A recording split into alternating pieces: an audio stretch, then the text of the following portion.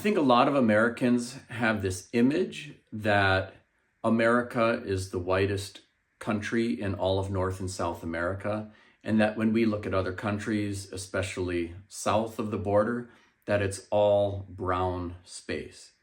But the data is actually quite varied. The whitest country in all of the Americas is actually Uruguay, which is 88% white. Second is Argentina, which is 86% white.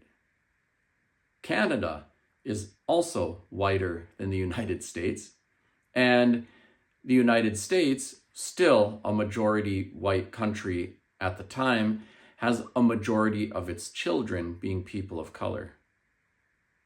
Chile has the majority of its population white. And so the assumption that south of the border equals brown really overlooks some of these fundamental realities. There are many countries far whiter than America. And there are also many countries that are predominantly black, like the Dominican Republic or Haiti. So as we sometimes have this habit of conflating assumptions about immigration with assumptions about race, it's better just to look at the data so we can have an informed understanding. Thank you.